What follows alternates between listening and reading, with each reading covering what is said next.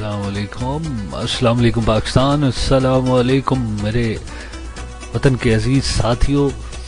देखती हुई आंखों को और सुनते हुए कानों को मेरा बहुत सारा सलाम हो।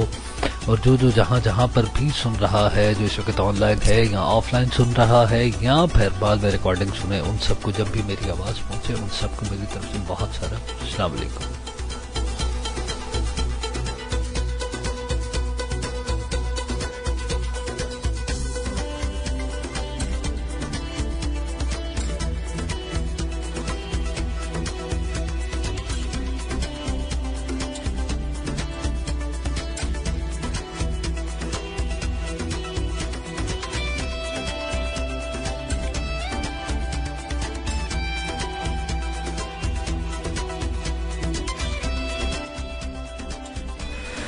जी जनाब, मेरे पास वक्त हो गया है 9:05 और आपका मेरा साथ रहेगा मैं नहीं जानता कब तक, लेकिन काफ़ी देर तक आपको तंग करूँगा।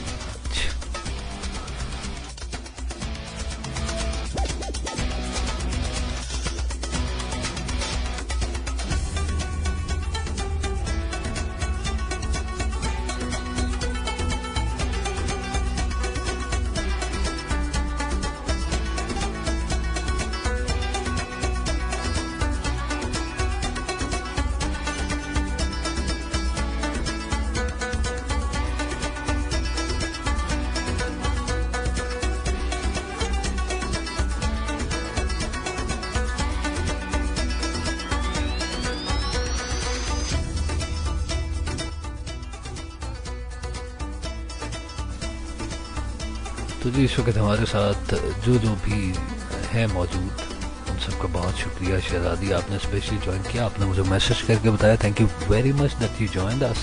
देन आफाक मेरे भाई, मेरे दोस्त, थैंक यू वेरी मच, आपने ज्वाइन किया। आमना है, बॉस हैं और बहुत सारे लोग हैं, क्रिम्सन हैं, आयो हैं, then she's away I guess. Laila Naval, पर्दे के पीछे कौन है, I don't know, Rani Faziha, skeleton and so many, और बहुत सारे लोग ऑफलाइन भी सुन रहे होंगे यहाँ पर जो शो नहीं हो रहे। Thank you very much.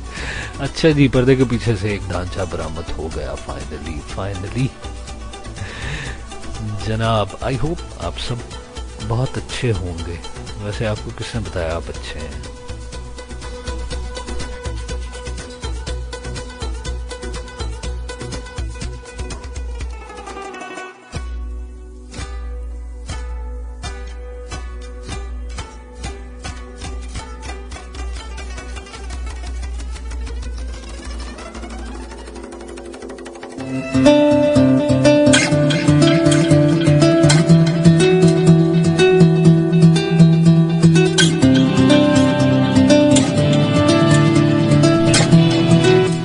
आवाज़ तेज करूं यार? आवाज़ तेज नहीं होगी भाई। आवाज़ के नीचे मैंने ना तो फ्यूल इस पे लगवाया, ना इसके बॉल बैरिंग्स मैंने चेंज करवाए, और इसके मेरी आवाज़ के ना पिस्टन सिस्टम भी थोड़े से कमज़ोर हो गए हैं, और माइलेज इसकी कोई अच्छी नहीं है, ज़्यादा तेज चलाऊंगा ज़्यादा फ्यूल लगेगा। हाँ, ऊंची ज़रूर कर सकता हूँ। अब आप मुझे बताएं, मैं आवाज़ को ऊंचा करूँ या तेज करूँ, ये आप मुझे बताइए।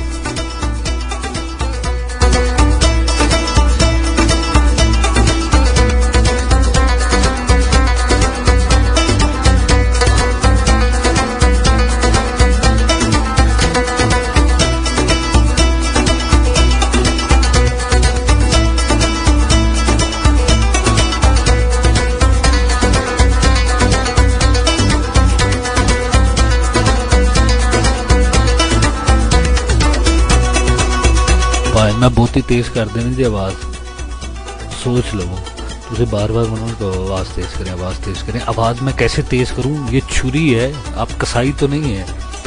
लोग कसाई तो होता है, छुरियां तेज करते हैं, आप आवाज़ें भी तेज करते हैं। क्योंकि आपके पास आला है तो मुझे बता दें, मैं ज़रा आवाज़ तेज करके फिर बोलना शुरू कर दूँ। कैसे आप अफाक, क्या मेरी तेज आवाज़ आपको आ रही है?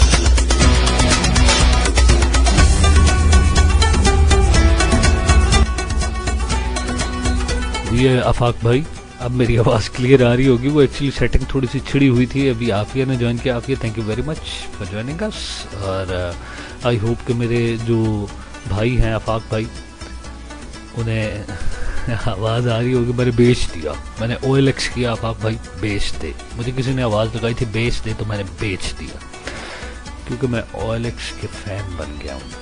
हाँ जी। सो जी गाइस, बढ़ते हैं जी टॉपिक की तरफ। आज का टॉपिक जैसे कि मैंने डिसाइड किया, बहुत सारे टॉपिक्स पे, बहुत सारे इश्यूज पे हम बात करते रहे हैं। डिफरेंट टाइप्स के इश्यूज पे बात की है हमने। पहले आप मुझे ये बताएं कि मेरी आवाज़ क्लियर आ रही है, then we move on to that.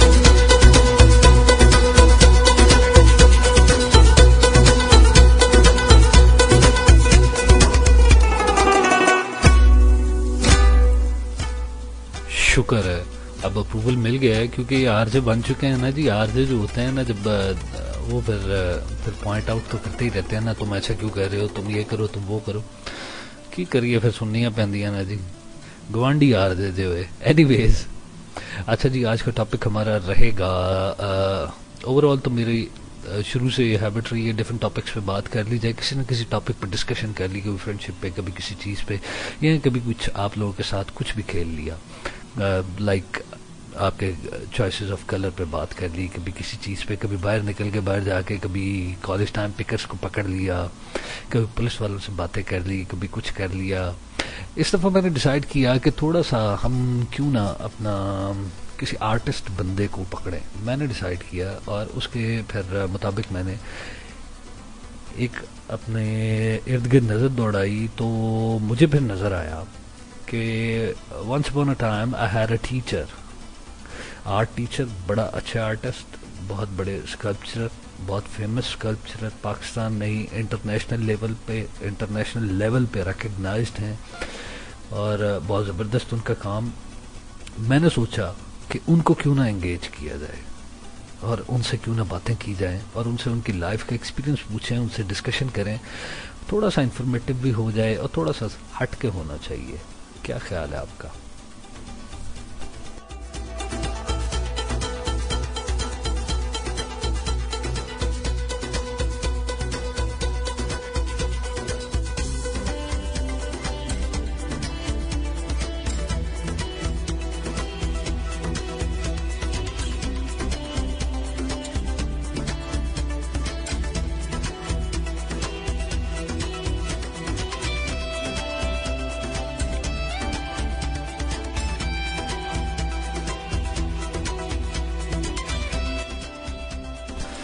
तो जी, मैंने बड़ी मुश्किल से, उनके अपने टीचर हैं क्योंकि मेरे, उनके पास मैं जाता रहा हूँ, उनके काफ़ी तरला मिन्नत करने के बाद मैंने उन्हें एंगेज किया। काफ़ी सीरियस किस्म के इंसान है वैसे तो, अंदर से ज़ाहिर है आर्टिस्ट फनी जॉली टाइप होता है, लेकिन एक जुनून भी होता है ना उनके अंदर। बड़ी मुश्किल से उन्हें मनाया, बड़ी मुश्किल से उन्हें एंगेज किया, क्योंकि टेलीविज़न पे और दूसरी जगह भी उनके इंटरव्यूज़ आते हैं और बुक भी उन पे लिखी गई, उनके प्रोग्राम्स, उनके जो काम हैं उस पर डॉक्यूमेंट्रीज बनी हुई हैं। तो मैंने उनके काफ़ी ज़्यादा तरले मनते डाले। मैंने कहा यार, मैं आपके साथ जो है ना, एक प्लेटफॉर्म है हमारा रेडियो का, उसमें शो करना चाहता हूँ, तो उसमें थोड़े से लाइट मोड के साथ थोड़ा मैं आपको छेड़ूंगा, थोड़ी शरारती सी बातें करूंगा, लेकिन आपने सीरियस होकर मुझे डांटना नहीं है, शरारती से जवाब देना है, ऐसे समझ के जैसे आप लड़के हैं। कोई बात नहीं, जो आवाम सुन रही होगी उन्हें तो पता ही है, एक सीरियस आदमी है आप, सीरियस दबा के आदमी है, लेकिन थोड़ा सा आपका वो सॉफ्ट किस्म का इमेज भी होना चाहिए ना। तो बड़ी मुश्किल से उन्हें मैंने एग्री किया। फाइनली जब वो एग्री हो गए तो मैं वहाँ पे पहुँच गया। मैंने कहा यहाँ से बैठ के पहले आगाज़ करता हूँ, फिर उसके बाद फिर उनकी तरफ चलेंगे और उनसे फिर बातें करेंगे, फिर उसी पे सारी डिस्कशन करते हैं आज। आज की शाम एक आर्टिस्ट के नाम अभी हम बढ़ते हैं एक ट्रैक की तरफ और उस ट्रैक के बाद फिर वापस आते हैं, फिर उसके बाद हम चलेंगे उनके पास और उनसे बातों का आगाज करेंगे।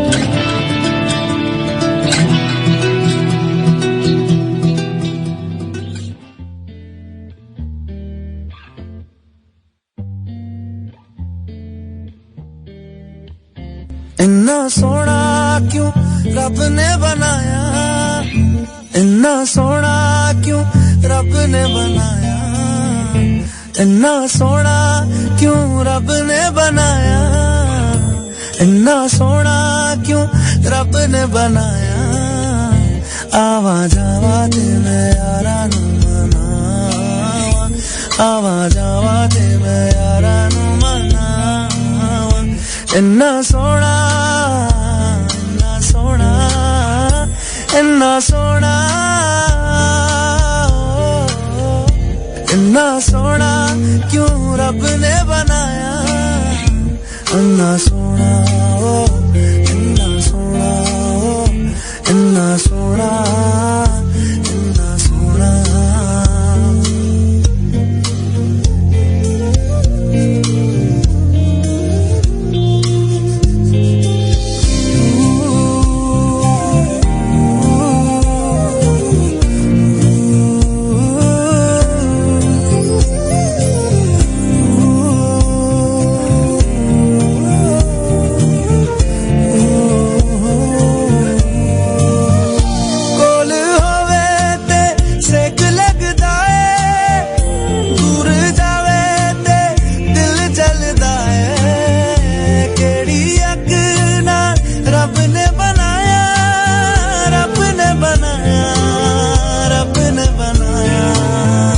इन्ना सोना क्यों रब ने बनाया, इन्ना सोना क्यों रब ने बनाया।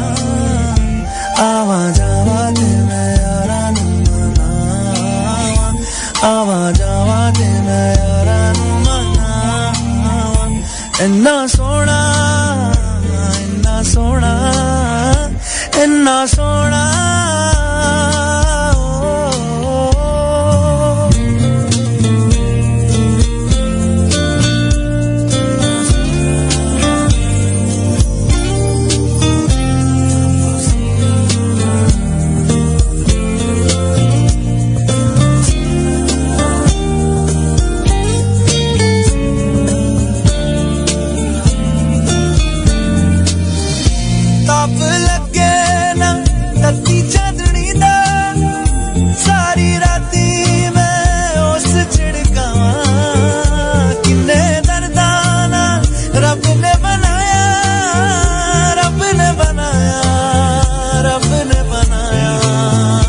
इन्ना सोना क्यों रब ने बनाया, इन्ना सोना क्यों रब ने बनाया।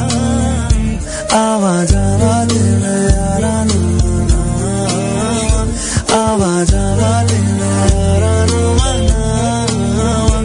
इन्ना सोना, इन्ना सोना, इन्ना सोना।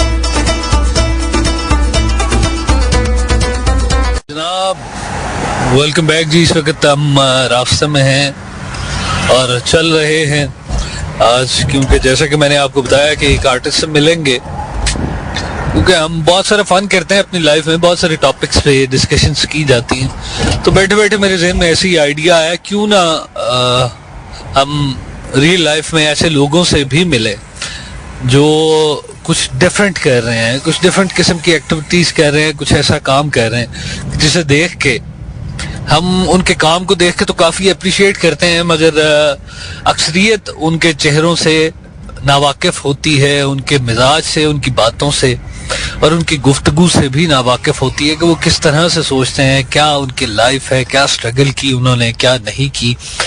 इसीलिए मैंने फिर अभी ये चूज किया है कि इस दफा हम चल रहे हैं। एक स्कल्पचरर हैं, बहुत बड़े आर्टिस्ट हैं, जिनके पास कुछ अर्सा मैं भी काम करता रहा हूँ थोड़ा सा, क्योंकि मुझे इस तरह की छेड़खानियां करने का काफी शौक है। तो छेड़खानियां करने के लिए मैं भी फिर आता रहता हूँ, तो वो सीखने का मुझे मौका मिला। उनके साथ बड़ा अच्छा टाइम गुजरा है मेरा, और अभी फिर मैं आया हूँ उन्हीं के पास। अभी यहाँ पे पहुंच गए हैं, अभी यहाँ पे सिक्योरिटी चेक भी है, और जगह का नाम जो है वो फिलहाल ड्यू टू सम रीजंस मुझे उन्होंने मना किया मेंशन नहीं करना, क्योंकि लॉन्चिंग होगी, लॉन्चिंग के बाद फिर वो कहते हैं कि मेंशन किया जाए। बहरहाल आई एम हियर, और अभी देखते हैं, उनसे बातें करेंगे।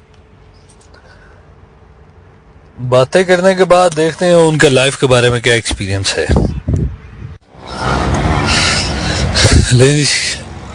सिक्योरिटी क्लियरेंस हो रही है, और बहुत इस वक्त अच्छा सा मौसम, रात का टाइम, और ठंडी ठंडी सी हवा चल रही है। बड़ी खूबसूरत सी एंट्रेंस है, और अभी बढ़ते हुए जा रहे हैं। बहुत सारी चीज़ें पड़ी हैं इधर, बहुत सारे खूबसूरत किस्म के स्ट्रक्चर्स हैं, बहुत सारी रियल आइटम्स भी हैं यहाँ पर देखने के लिए मिल जाएंगी आपको। और एक म्यूजियम बन रहा है, लाहौर में बन रहा है। बहुत जबरदस्त काम है। वो काम सारा मैं आपके साथ डिस्कस करूंगा। अभी यहाँ पे लाइट भी गई है जी, पहुंच गए हैं अंदर, और अभी तलाश करते हैं उन्हें अंधेरे में। और देखते हैं इस वक्त कहाँ है, अंधेरे में नजर नहीं आ रहे। अस्सलाम वालेकुम, मुर्शद किथे ने? क्या हाल है जनाब? जनाब ठीक ठाक। वालेकुम अस्सलाम। तुसी सुनाओ, तुसी सारे मुंह टके ने। खैर बत्ती पहले ही नहीं आंदी पई। ओए होए, अंदर लकड़ दा काम नाल ना अखां नहीं खुलदियां।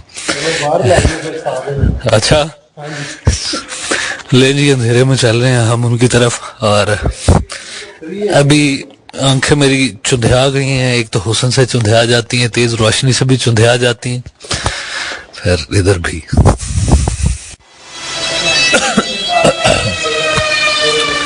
ओहो, बहुत ज्यादा डस्टी, और बस तो खांसी भी बहुत ज्यादा आ रही है, क्योंकि बहुत ज्यादा काम हो रहा है। और मैं आपको बता नहीं सकता, बहुत खूबसूरत जगह है जो लाहौर में है। जब वो आए तो डेफिनेटली वो इसे बड़ा एंजॉय करेंगे इस म्यूजियम को। और जो लाहौर से बाहर है, तो जब लाहौर आए तो ज़रूर इस म्यूजियम को विजिट करें। अभी मैं इस म्यूजियम के बारे में नहीं बता सकता, इसकी लॉन्चिंग होनी है। आर्मी म्यूजियम है, ये लॉन्च होगा, और आर्मी म्यूजियम बन रहा है एयरपोर्ट के पास।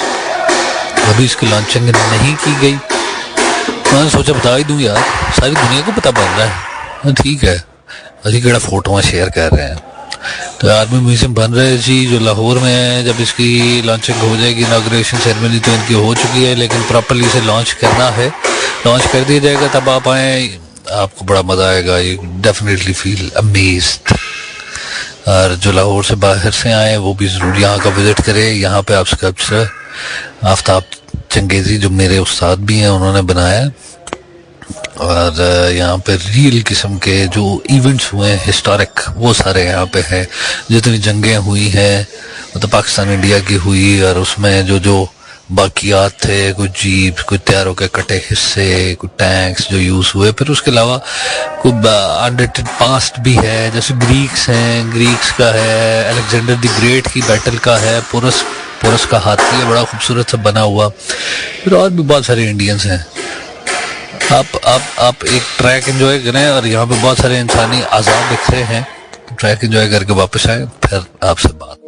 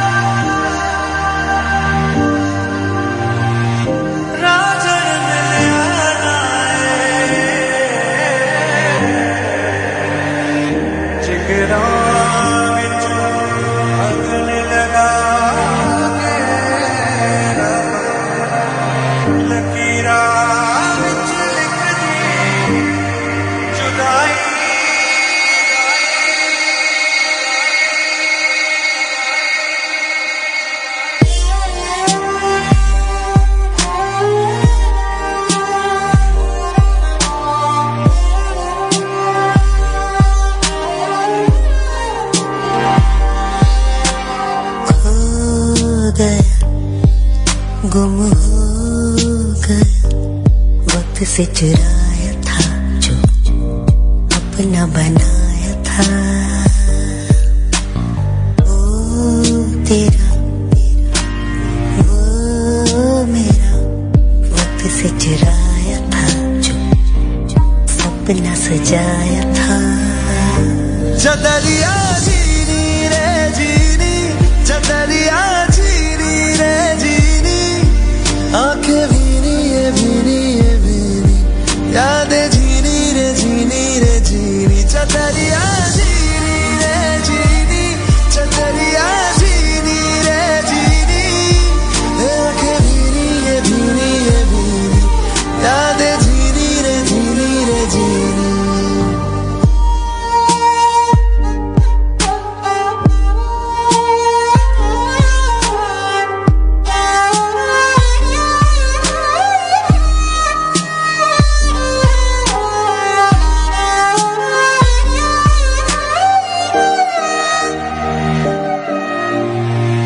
ऐसा भी क्या मिलना साथ होके तन्हा, ऐसी क्यों सजा हमने पाई।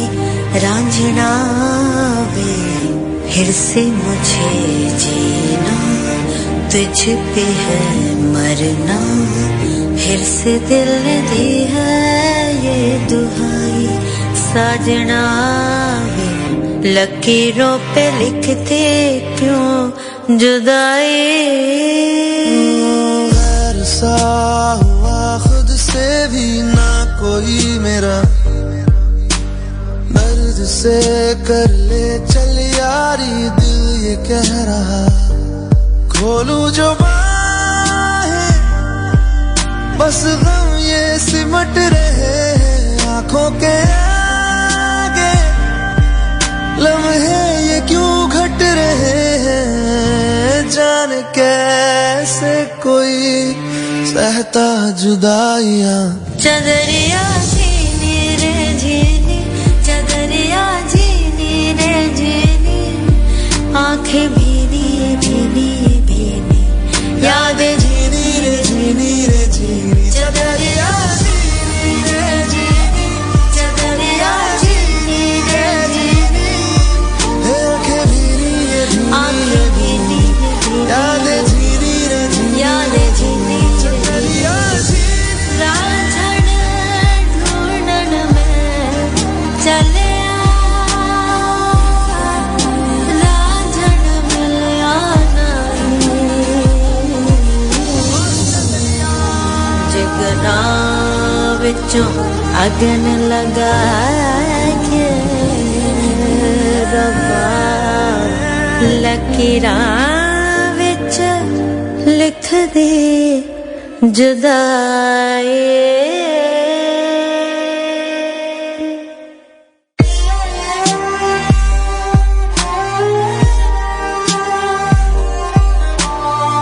जी जनाब, वेलकम बैक गाइस। और थोड़ी सी तगोदो करनी पड़ी, लेकिन मैं अपना जो है, जो मेरे उस्ताद हैं चंगेजी साहब, उन्हें अपना ढूंढने में कामयाब हो गया। काफ़ी उनके तरला मिन्नता डालने के बाद उन्हें मैंने उनकी जो है अपना आगाज से बाहर निकाला जिसके अंदर घुस के वो काम कर रहे थे। इस वक्त जो है काफ़ी हालत उनकी जो है काफ़ी उलझे से। अभी जुल्फे तो उन्होंने कटा दी हैं, पहले खैर बड़ी बड़ी जुल्फे रखी थी। आर्टिस्ट आदमी है ना, आपको पता है आर्टिस्ट आदमी ऐसे ही होता है। कभी इनमें लड़की की रूह जाग जाती है तो फिर लड़कियों की तरह हुलिया बना लेते हैं, कभी मर्दों की रूह जागती है तो मर्दों की तरह छोटे छोटे बाल रख लेते हैं, कभी ग्लेडिएटर बन जाते हैं, कभी ये गजनी भी बन जाते हैं, कभी सजनी बने होते हैं। तो जी इस वक्त मैं आपको जो मिलवाने जा रहा हूँ जिनसे, और आज का शो जिनके नाम हमने किया है वो है चंगेजी साहब, जिन्होंने सारा काम किया है। आफ्ताब चंगेजी साहब हैं, मेरे उस्ताद हैं और इनके पास आता रहा हूँ मैं, काफ़ी अर्सा आता रहा हूँ। इनसे बहुत कुछ सीखा है मैंने, आर्ट के हवाले से तो सीखा है, लेकिन वो मैं अब वो तो प्रैक्टिकली कर नहीं सका। हर किसी की अपनी अपनी एबिलिटीज होती है ना जी। मेरे पे उन्होंने बड़ा वक्त लगाया लेकिन मेरे में एबिलिटी नहीं थी। फिर उन्होंने क्या किया, उन्होंने ढोलकी मेरे हाथ में पकड़ा, उन्होंने कहा ढोलक बजा चल। फिर ढोलक तो इम्प्रूव करके उन्होंने मैंने हारमोनियम देता, फिर आजकल गिटार पढ़ाया, उन्होंने कहा चलो ये काम करो। तो फिर मैं ये चीजें एंजॉय कर रहा हूँ। तो अभी हाँ, लेकिन थोड़ा सा मैंने काम भी किया इनके साथ। जिन दिनों हम इस म्यूजियम के लिए, लाहौर वालों को तो खैर पता है, लाहौर के अलावा भी बाहर भी लोगों को पता है कि म्यूजियम बन रहा है, आर्मी म्यूजियम GHQ में बना, वो भी इन्होंने बनाया। माशाल्लाह बहुत फेमस किस्म के आर्टिस्ट हैं, इंटरनेशनली बहुत फेमस है। इन्हें बाहर से भी ऑफर्स होती हैं लेकिन पाकिस्तान से प्यार है इन्हें, पाकिस्तान से बाहर जाने के लिए तैयार नहीं होते। मैं भी तरदे डाल चुका हूँ कि एक बार बाहर काम कर रहा हूँ, को 2-4 गोरियां वेखाओ, को सानू बुला लेना, को मैनू ही बुला लेना, मैं गोरियां वेख के खुश हो जाऊंगा। वहां पे जाने पे भी तैयार नहीं होते। तो GHQ का इनका बड़ा अच्छा प्रोजेक्ट रहा। फिर आज़ादी ट्रेन चली, वो भी इन्होंने किया। अभी आर्मी म्यूजियम यहाँ पे बन रहा है, उसकी लॉन्चिंग अभी नहीं हुई और इंशाल्लाह कुछ अर्सा में हो जाएगी। जो लाहौर वाले हैं वो तो डेफिनेटली इसे विजिट करें, आपको बड़ा मजा आएगा। और जो लाहौर से बाहर से आएंगे वो जब भी आप लाहौर आएँ तो लाजमी आप ये विजिट करें।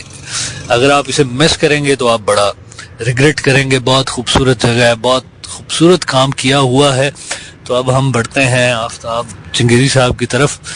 अस्सलाम वालेकुम सर, क्या हाल है, खैरियत से हैं? जी वालेकुम सलाम। असद भाई कैसे हैं आप, ठीक हैं? जी मैं ठीक ठाक, अल्लाह का शुक्र। और सुनाएं क्या हो रहा है, कैसे चल रहे हैं मामला? सर्दी का जोर कम हुआ, काम कितना रह गया, किधर तक मुकम्मल हुआ? काम चल रहा है, बस काम और काम। बस कायदे आज़म ये शायद मेरे लिए सिर्फ कह कर गए हैं, इसलिए लगे हुए हैं दिन रात, कायदे आज़म की रूह को खुश कर रहे हैं। और शायद वो किसी कायदे आज़म नोट की शक्ल में हमारी जेब में आ जाए इसी बहाने। हाँ, वैसे ये भी एक बड़ी अच्छी इन्होंने बात की है। आप काम और दिन रात करें, काम पे चलते रहे ना आप रूह को खुश करें तो वो कायदे आज़म खुश होकर फिर आपकी जेब में आ जाते हैं। लक्ष्मी की सूरत में। लक्ष्मी की सूरत में। तो अब हम इनसे डिस्कशन करते जाएंगे और साथ साथ फिर इनसे पूछते भी जाएंगे डिफरेंट किस्म के क्वेश्चंस, और जिनमें बहुत सारी चीजें इनसे पूछनी है, बहुत सारी चीजें इनसे डिस्कस करेंगे। अभी हम पूछते हैं इनसे कि आप बताएं कि आपने इस काम का आगाज कब किया और आपको कैसे फील हुआ कि आपके अंदर एक जो है आर्टिस्ट छुपा हुआ है। आर्टिस्ट और बेवकूफ ये बाय बर्थ होते हैं। न बेवकूफ को बाद में बेवकूफ बनाया जाता है, न आर्टिस्ट को बाद में आर्टिस्ट बनाया जाता है। तो ये दो चीजें ऐसी हैं कि एक सीधा रुख है आर्टिस्ट का, एक दूसरा रुख है। मतलब आप ये कहना चाह रहे हैं जो इधर सुनने वाले जितने बेवकूफ हैं वो सारी उम्र अब बेवकूफ ही रहने वाले हैं। शायद मैं यही कहना चाह रहा हूँ कि जो बेवकूफ बाय बर्थ होता है वो कभी भी अक्लमंद नहीं होता, और इसी तरह आर्टिस्ट जो होता है वो बाय बर्थ होता है और वो बस वो भी बेवकूफ का भाई, छोटा समझे या बड़ा समझे। तो ये जो बेवकूफ होते हैं जरा इन पे तो थोड़ी सी रोशनी डालें। बाय बर्थ होते हैं, इन पे कोई ठप्पा छप्पा लग के आते हैं, बेवकूफ है कि नहीं? बेवकूफ दुनिया की वो खुशकिस्मत तरीन कौम और लोग हैं कि जो नेवर माइंड रहते हैं हर वक्त, जिन्हें कोई टेंशन ही नहीं होती। इसलिए बेवकूफों को मेरा सलाम है। वो कहते हैं ना, अक्ल है तो सोचा, अक्ल नहीं तो मौजा ही मौजा। बस ये अब आज के बाद जो भी आप में से नेवर माइंड का जुमला यूज करे वो फौरी तौर पे जाके शीशा देखा है, क्योंकि उसे अब ये फार्मूले का पता चल गया है। ये आपके जो है ना आइडेंटिफिकेशन है जी, never mind means you are बेवकूफ। बिल्कुल बिल्कुल बिल्कुल।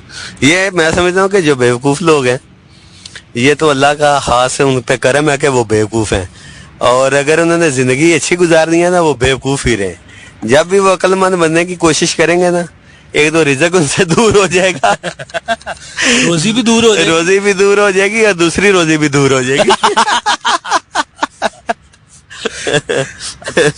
चलें, मेरा ख्याल है अभी हम बढ़ते हैं, एक छोटा सा यहाँ पे पॉज लेते हैं, एक ट्रैक की तरफ बढ़ते हैं। इजाजत है सर? इजाजत है जी। छोटा सा ट्रैक प्ले कर ले, उसके बाद फिर वापस आके दोबारा आपसे बातें करते हैं। All right guys, to all foolish foolish and बेवकूफ पीपल, आपको डेडिकेट कर रहे हैं जी सॉन्ग आफ्ताब साहब की तरफ से। Catch you after this song, enjoy this number.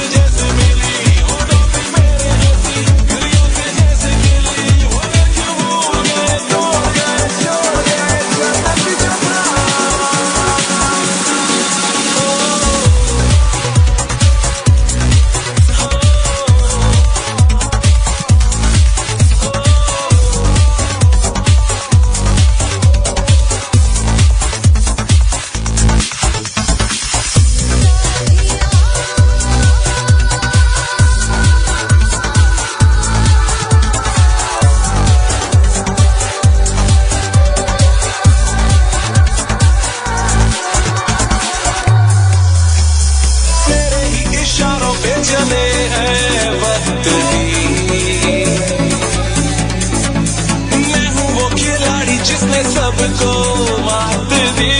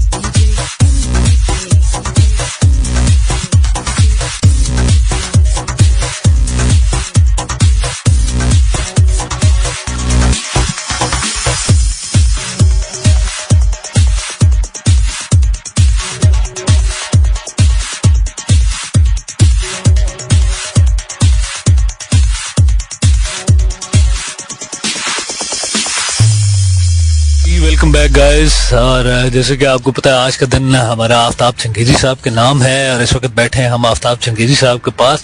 और अभी ऑफ एयर जब आप लोग ट्रैक सुन रहे थे तो मैं इनके साथ बैठा बेवकूफों पे बातें कह रहा था। मैंने कहा आपने कहा बेवकूफ और आर्टिस्ट एक जैसे, ये इसका मतलब है जो बेवकूफ होगा उसके अंदर एक आर्टिस्ट छुपा होता है। हाँ, ये पक्की बात है, क्योंकि आर्टिस्ट बनता है जब इंसान आर्टिस्ट बन जाता है ना, वो वैसे बेवकूफ बन जाता है। अगर ना भी बने तो ये हमारा माशरा जो है ना आर्टिस्ट को बेवकूफ बना देता है। तो फिर आपको कब पता चला आप बेवकूफ हैं? मैंने जब दूसरी शादी की तो मुझे पता चला मैं तो बहुत ही बड़ा बेवकूफ। ये मेरे उस्ताद हैं, बहुत बहुत कामयाब इंसान है। मैं इनसे बहुत इंस्पायर हो रहा हूँ। मैं भी सोच रहा हूँ, मैंने भी कट्ठी, इन्होंने बारी बारी की है, मुझे कहते हैं मेरे से 2 हाथ बढ़ना है, तुमने कट्ठी 2 करनी है इंशाल्लाह। मैं भी कट्ठी 2 करूंगा, आप मेरे लिए दुआ जरूर करें। जी, मैं आपके लिए भी दुआ करता हूँ और मेरी भी बड़ी ख्वाहिश है कि मैं मजीद बेवकूफ बनूं और एक और करूं। अच्छा, तो फिर आपने कब आगाज किया फिर ये आर्ट वर्क का आपने? हाँ, आर्ट वर्क का आगाज तो खैर काफी अरसा हो गया, इसी में किया। और बाय बर्थ चूंकि मैं था ही आर्टिस्ट शायद, तो ये अल्लाह ताला हर इंसान को एक अपने काम के लिए उसने चुना होता है। शायद अल्लाह ने मुझे इस काम के लिए चुना था और ये मुझे अल्लाह पाक का मुझ पे फजल और करम है। और मैं अपने ये बड़ा प्राउड फील करता हूँ कि इस काम के लिए अल्लाह ने मुझे चुना कि पाकिस्तान में जितनी भी हिस्ट्रीज हैं वो मुझे प्रिजर्व करने का ये मौका मिला। और ये मेरे लिए बड़ी ऑनर है और बस मैं समझता हूँ कि ये एक बहुत बड़ा इजाज़ है कि मैं इस कौम के लिए कुछ डिलीवर कर रहा हूँ। ये तो खैर इस बात से मैं भी एग्री करता हूँ कि जितना भी आप काम, अगर आपको मौका मिले देखने का तो सीरियसली आप बड़ी एक्साइटमेंट एक किस्म की होती है। मुझे तो खैर बहुत ज्यादा एक्साइटमेंट होती है इनका काम देख के। इनका काम जो रावलपिंडी वाला है वो GHQ वाला बहुत जबरदस्त काम है। मतलब वहाँ पे अपना क्यानी साहब तशरीफ लाए थे करने के लिए।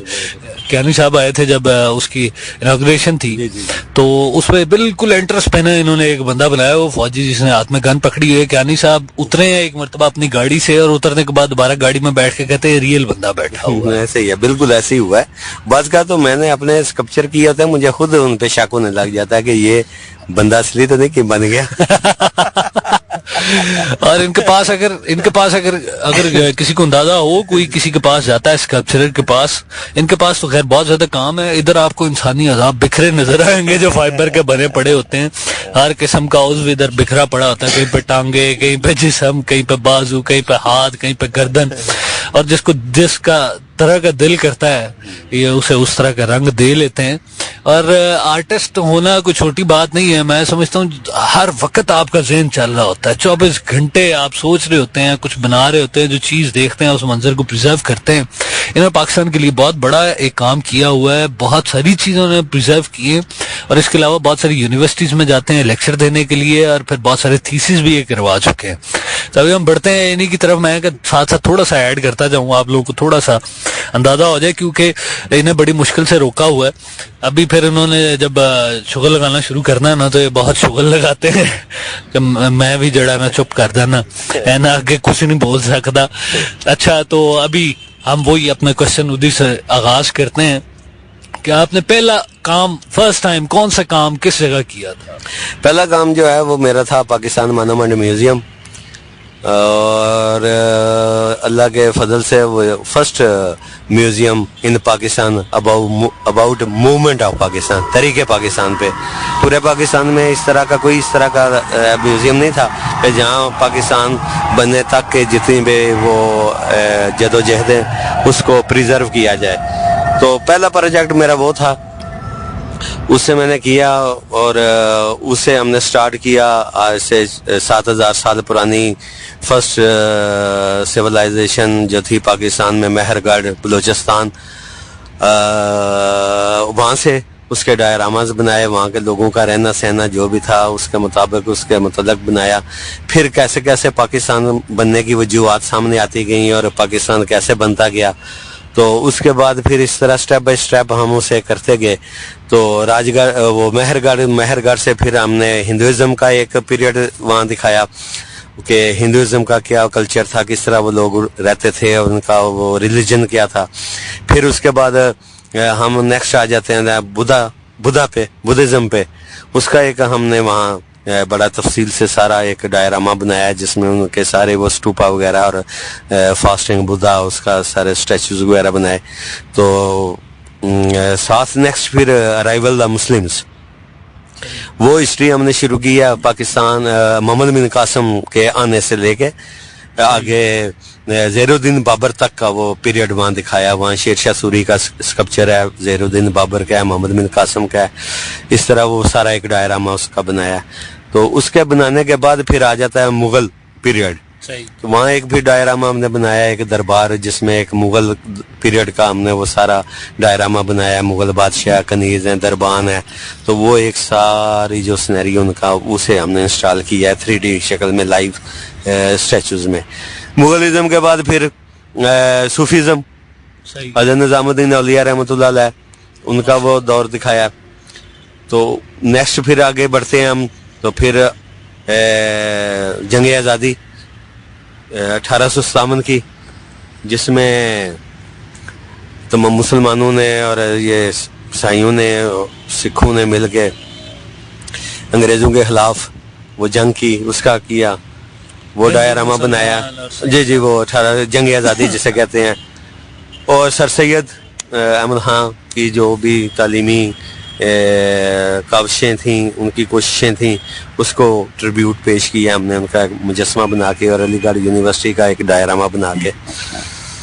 तो इसी तरह आगे जब हम बढ़ते हैं तो फिर कार्डोबा मॉस्क, जिसपे अल्लामा इकबाल ने एक पूरी नज़म भी लिखी और वहाँ नमाज पढ़ते पढ़ते वो बेहोश हो गए, जो कि अब एक बहुत बड़ा वो चर्च बन चुका है। उसका डायरामा बनाया और उसमें अल्लामा इकबाल रहमतुल्लाह अलैह नमाज पढ़ रहे हैं, वो सारा दिखाया। नेक्स्ट फिर हम आगे जब चलते हैं, चलते चलते आगे फिर अल्लामा इकबाल का इकबाल मेंशन सियालकोट, वो घर का एक हमने वो डायरामा बनाया जिसमें अल्लामा इकबाल सीन में बैठे हुए किताब पढ़ रहे हैं और हुक्का साथ उनके पढ़ा हुआ है, जो कि उनका बहुत ही कीमती शगल था। इसी तरह नेक्स्ट खुतबा इलाहाबाद 1930 का, उसे हमने वहाँ डिटेल से डायरामा में शो किया है, वहाँ वो तकरीर कर रहे हैं। फिर साथ अल्लामा इकबाल का रैलिक्स है, जहाँ पे उनका वो मशहूर स्कल्पचर पड़ा हुआ है, थिंकिंग मुफक्कर, वो चेयर पे बैठे हुए, और वहाँ उनकी जितनी भी जिंदगी की इस्तेमाल की अशिया थी उन्हें प्रिजर्व करके रखा है। इसी तरह आगे बढ़ते हैं तो फिर आगे कायदे आज़म रहमतुल्लाह अलैह का रिलैक्स है, उसमें कायदे आज़म का स्कल्पचर है और उनके इस्तेमाल की जितनी भी चीज़ें थी उन्हें इंस्टॉल किया गया। फिर जैसे आगे बढ़ते हैं तो फिर 1940 की रेजोल्यूशन ऑफ पाकिस्तान, यादगार पाकिस्तान वाली, उसका हमने एक सीन बनाया जिसमें नवाब ममदूद और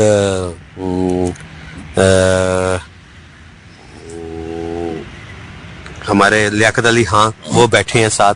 ਤੁਸੀਂ ਕਿਸੇ ਬੱਚੇ ਦੀ ਜਗ੍ਹਾ ਤੇ ਜਾ ਕੇ ਮੁਤਾਲੇ ਦਾ पेपर क्यों नहीं दे फेल होंगे? असल में ये वही सीधा है, ये म्यूजियम बनाने का मकसद ये है कि जो बच्चे स्टूडेंट कॉलेजों में जो पढ़ते हैं या स्कूल्स में वो पढ़ते हैं, यहाँ आके वो विजुलाइज कर सके तरीके पाकिस्तान को, कि ये पाकिस्तान कैसे बना और इसके पीछे पीछे कैसे कैसे अदवार गुजरे हैं और कौन कौन से लोग जो हैं उन्होंने क्या क्या इसमें पार्टिसिपेट किया है, इसमें उनका क्या क्या रोल रहा है। मुझे पता होता तो मैं अपने पाकिस्तान स्टडीज के पेपर में आपको ही भेजता, मेरे नंबर कभी नहीं आए।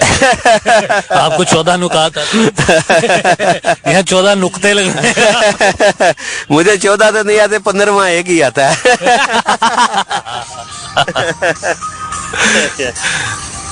वेल जी, अपना ये तो खैर उन्होंने पहले प्रोजेक्ट के बारे में काफी डिटेल बताई है और बड़ा जबरदस्त इनका प्रोजेक्ट था।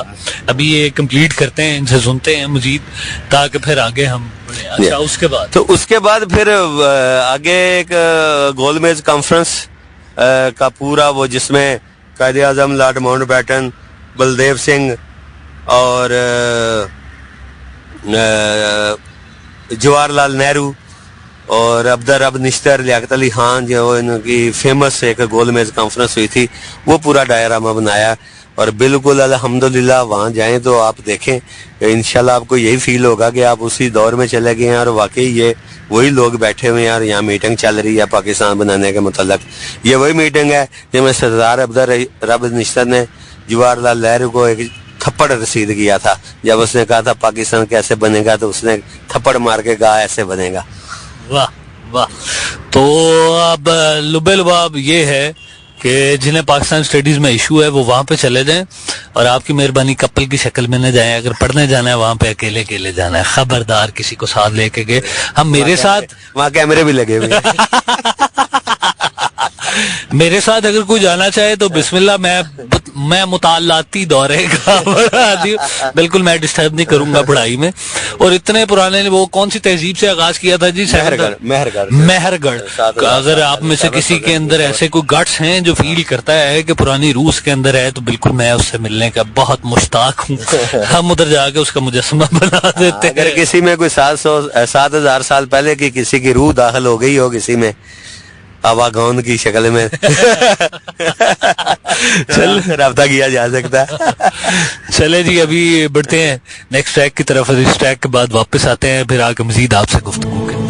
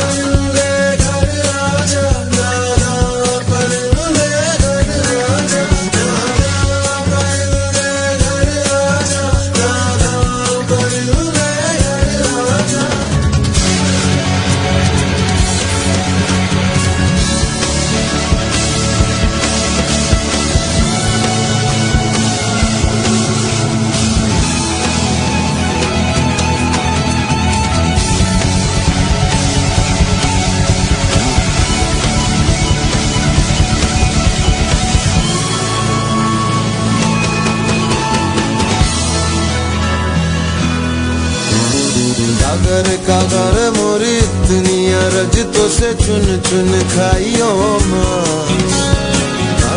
कागर मोरी इतनी अरज तो से चुन चुन खाइयो माँ। रजिया रे खाइयो ना तो नैना मुँह, खाइयो ना तो नैना मुँह, पिया क्या मिलन की आस। खाइयो ना तू नैना मोरे, खाइयो ना तो नैना मुँह, पिया क्या मिलन की आस। ओ नादा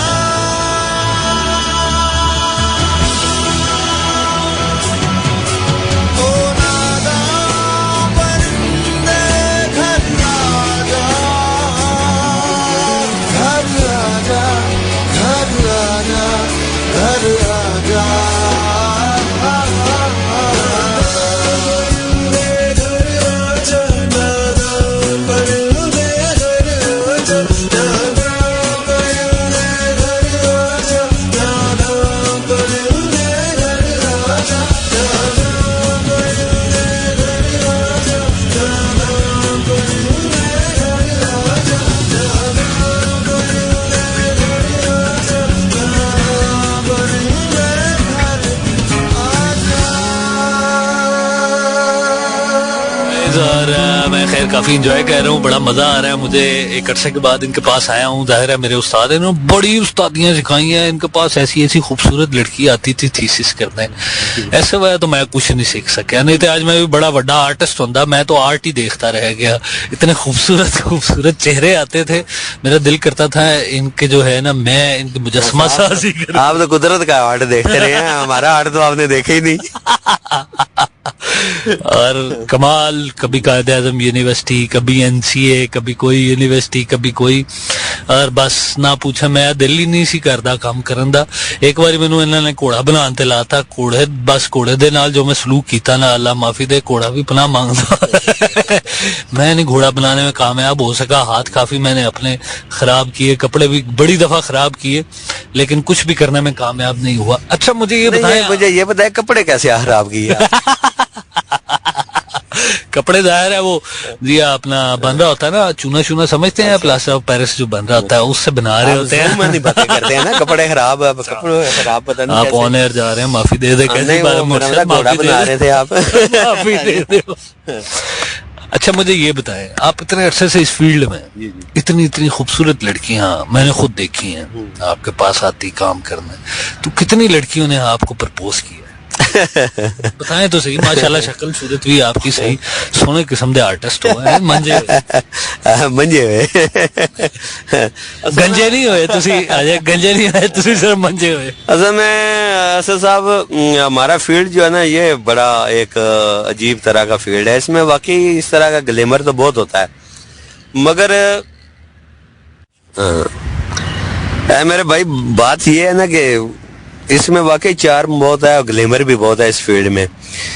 मगर ये अगर आप एक वाकई आर्ट करना चाहते हैं ना, तो आप बिलीव करें कि ये काम एक ऐसा काम है कि आपको फिर अपने काम के अलावा और कुछ भी अच्छा नहीं लगता और ना ही कुछ नजर आता है। तो काम के साथ काम वालियों का कोई ताल्लुक नहीं होता? काम वालियों का तलक घर तक ही होता है, अगर घर में वो आ जाए तो फिर तो ठीक है, वरना यहाँ उनसे क्या काम लेना। बस हम ही खुदा की कुदरत देख देख के खुश होते रहते हैं।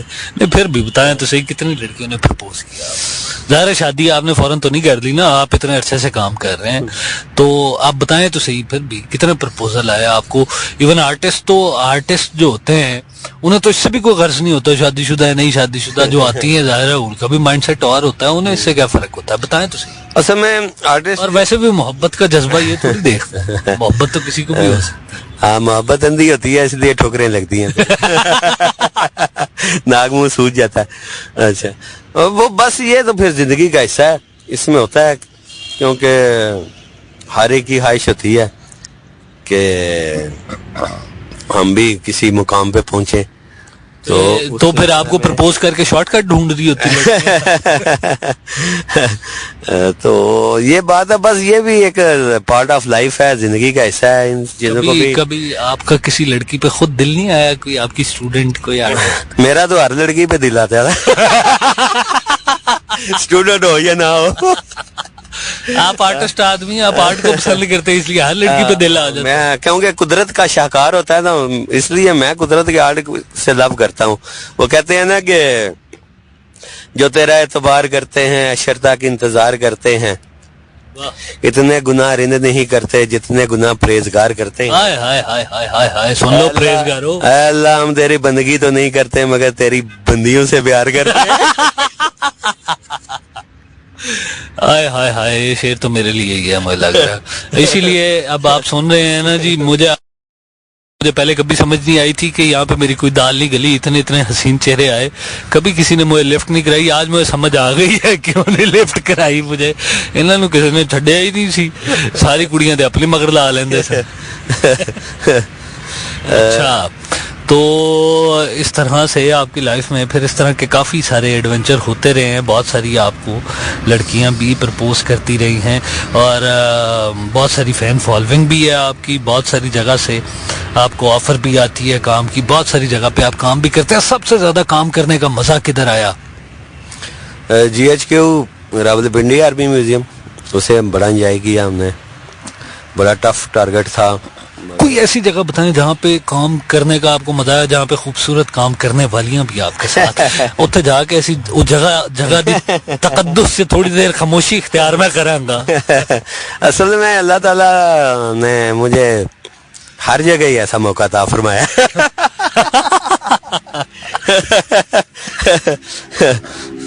अल्लाह ताला खूबसूरत लोगों के पास भेज ही देता। हाय हाय हाय हाय हाय हाय, इसीलिए मैं खुद ही आपके पास आ गया हूँ देख।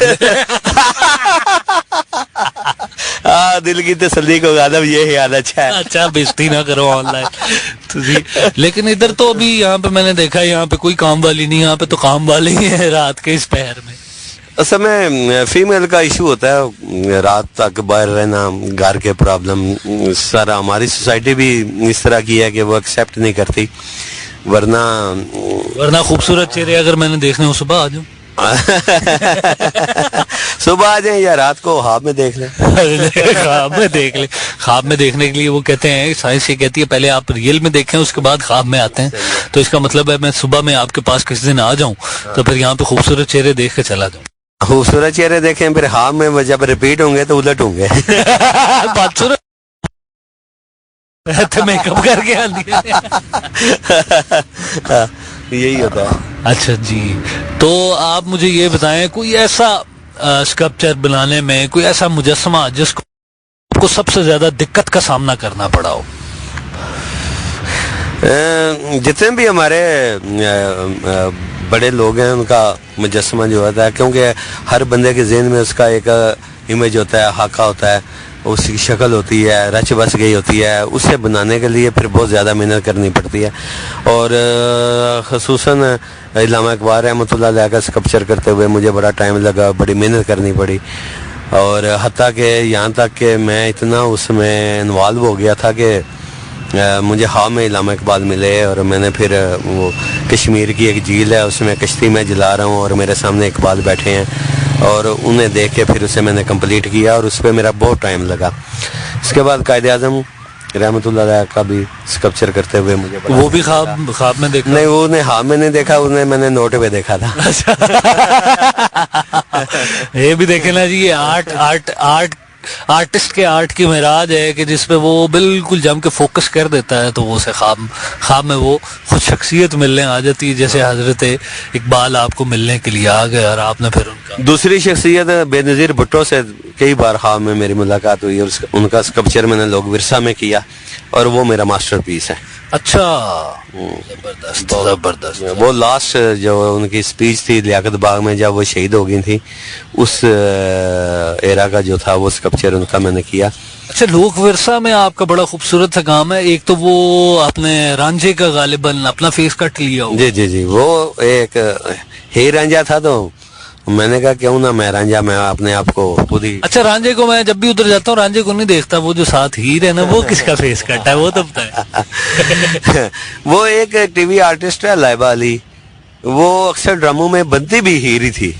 अच्छा। इत्फाकन मुझे तलाश थी, मुझे था कि एक तस्वर था मेरे ज़हन में कि हीर कैसी होनी चाहिए उसका एक बांकपन, जवानी, उसका मोहब्बत के नशे से चूर। तो वो इसका मतलब है वो आपके मोहब्बत के नशे में चूर हो चुकी थी। वो मेरे नशे में चूर हो चुकी थी और मैं उसके नशे में चूर हो गया। तो फिर इधर अब ये उसे मैंने अपने पहलू में बिठा लिया और मैं उसके पहलू में बैठ के अमर हो गया। अभी यहाँ पे जैसे कि चंगेजी साहब को नशा चढ़ा हुआ है, अब मैं सोच रहा हूँ यहाँ पे गाना भी नशे सी चढ़ गई, इन्हें सुनवाते हैं। इन्हें भी नशे सी चढ़ी हुई है, गाइस ये गाना एंजॉय करें, नशे सी चढ़ गई। और उसके बाद वापस आते हैं। आपको भी, आप भी सुनना पसंद करेंगे या गुनगुनाना पसंद करेंगे? नहीं भाई नाट जी, मैं सुनूंगा। अच्छा वाह, हाँ मुझे याद आया, बिल्कुल वापस आके इस पे एक और बात करते हैं। आपको और बातें, बहुत सारी राज की बातें इनके बारे में आज यहाँ पे सारे राज में बेराज कर दूंगा, बेपर्दा करूंगा। Enjoy this number, I will be right back after this.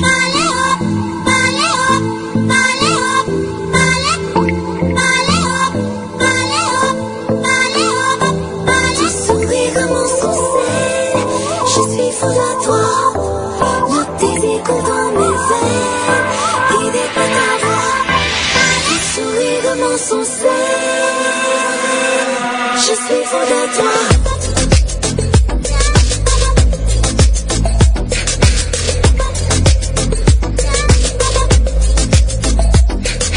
नशे सी चढ़ गई कुड़ी, नशे सी चढ़ गई, पतंग सी लड़ गई कुड़ी, पतंग सी लड़ गई। नशे सी चढ़ गई कुड़ी, नशे सी चढ़ गई, पतंग सी लड़ गई कुड़ी, पतंग सी लड़ गई। ऐसे खेचे दिल के पेचे गले ही पड़ गए, नशे सी चढ़ गई कुड़ी, नशे सी चढ़ गई, पतंग सी लड़ गई कुड़ी, पतंग सी लड़ गई।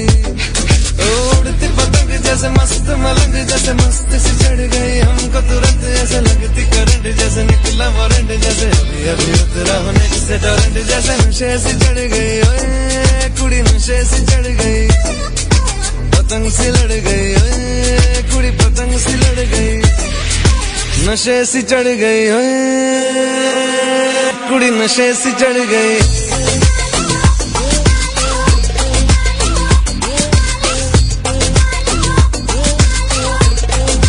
नशे सी चढ़ गई, पतंग सी लड़ गई।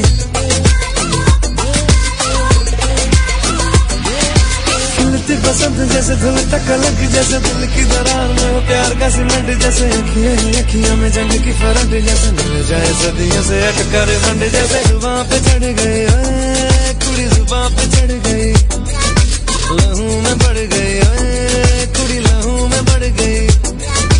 कमली कहानियों सी, जंगली जवानियों सी, जमती पिघलती है पल पल पानियों सी, बहती रवानियों सी, हंसती शरानियों सी, चढ़ गई हम पे बड़ी मेहरबानियों सी। ऐसे खेचे दिल के पेचे गले ही पड़ गई, नशे सी चढ़ गई कुड़ी, नशे सी चढ़ गई, पतंग सी लड़ गई कुड़ी, पतंग सी लड़ गई।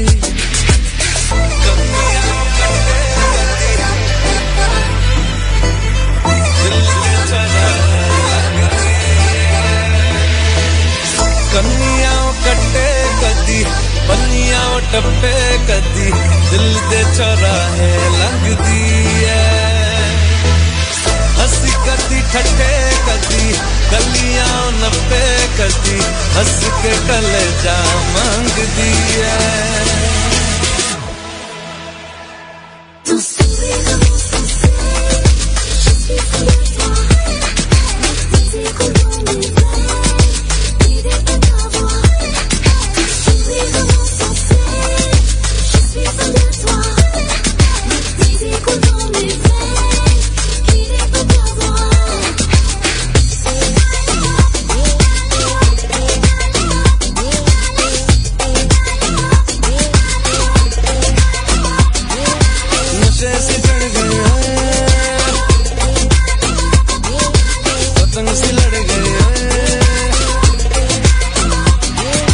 नशे सी चढ़ गई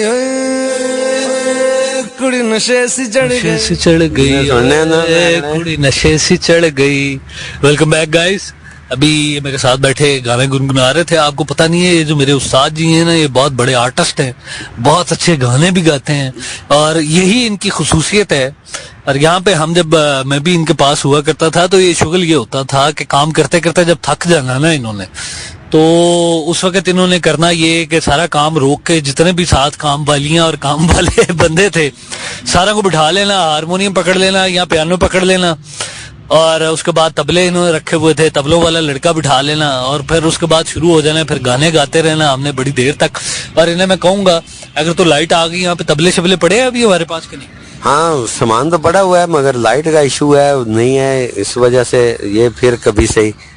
चले अभी अपना बिल्कुल मैं आपको जरूर सुनवाता, लेकिन फिर भी मैं कहूंगा कि कोई नहीं, थोड़ी जी ढोलक मट्टी मट्टी जेडी मैनू सिखाई है मैं इतने बेंच ते बजावांगा तो थोड़ा थोड़ा सा इनसे हम शो के एंड पे सुनेंगे कुछ ना कुछ। तो अभी बढ़ते हैं इनकी और लाइफ के बारे में और बातें सुनते हैं। अच्छा, आपने एक दफा मुझसे जिक्र किया था कि आप लापता हो गए थे, वो क्या स्टोरी थी, जरा वो भी बताएं। बस वो मैंने कहा ना, बेवकूफ और आर्टिस्ट पैदाइशी होते हैं। तो जब मैं भी घर में तशरीफ लाया तो कुछ अरसे बाद ही मेरे वालिद साहब को एहसास हो गया कि ये बंदा कोई नॉर्मल नहीं है, अब नॉर्मल ही हमारे घर में आ गया। तो मेरी हरकतें भी कुछ इस तरह की थी। तो मेरी वालदा अल्लाह जिन्ना नसीब करे, उसे वालिद साहब कहते थे कि ये हमारे घर में कोई रंजा आ गया, अल्लाह खैर ही करे। तो वो करता मैं कुछ भी नहीं था, स्कूल भी नहीं जाता था, घर से स्कूल जाना, फिर मैंने घूमते रहना ऐसे धूप में। इस्लामाबाद रहते थे, कभी शकरपड़ियाँ चले जाना, कभी दामने को चले जाना, कभी बरी माम चले जाना। तो बस यही शुगल था वारगी का, और खूब डट के वारगी करते थे और घर से डांट भी पड़ती थी, गालियाँ भी पड़ती थी, मगर वारगी नहीं छोड़ी। मगर उस वारगी ने आज मुझे जो रिटर्न दिया है, मैं समझता हूँ कि ये भी एक जिंदगी का हिस्सा है। वो जिसपे ऐड दिया था आपके घर वालों ने तलाशे गुमशुदा वाला, वो जरा बताएं। हाँ, उसमें ये था कि मैं काम के सिलसिले में निकल आया तो वाले साहब तो शुरू से इस काम को पसंद नहीं करते थे। वो कहते थे ये भी कोई बिजनेस करे दूसरे भाइयों की तरह। तो बस रोज रोज मेरी क्लास होती थी, आखिर मैं घर से भाग गया। फिर तकरीबन कोई 5 साल बिल्कुल पता ही नहीं है किसी को मेरा, ना ही मुझे किसी का पता है। तो बड़े अरसे बाद फिर मुझे पता चला कि अखबार में एक इश्तिहार तलाश गुमशुदा का आया हुआ है कि आफ्ताब अहमद वल्द मोहम्मद सदीक को का मुतल्लक जो भी बताएगा उसे 10,000 रुपया इनाम दिया जाएगा। तो वो अखबार मैंने संभाला हुआ आज तक, उसे देखता हूँ। और मैं तो बताया किसने था, खुद ही बताया था? नहीं, वो मेरे वालिद साहब के पास काम करते थे, वे कुछ वर्कर गुजरांवाला के। उस वक्त मैं गुजरांवाला था, उन्होंने कहीं मुझे देखा और उन्होंने घर बता दिया जा। उन्होंने 10,000 रुपया लब्बा कितने तुसी आप ही तय करके तो नहीं दसिया सी कि यार 10,000 लबेगा, 5 तेरा 5 मेरा। मगर वो मुझे लेने आए, मैं नहीं गया। मैंने कहा अब घर जाऊंगा, उस वक्त जाऊंगा जब कुछ बन के जाऊंगा, इस तरह नहीं जाऊंगा। फिर तकरीबन 14-15 साल मैं घर से बाहर ही रहा हूँ और इसी फील्ड में, इसी काम में ही मस्त रहा हूँ। बड़ी तो अल्लाह का शुक्र है कि अल्लाह ने मुझे फिर मेरी मेहनत का सिला दिया। फिर बड़े अच्छे तरीके से मैं घर वापस गया।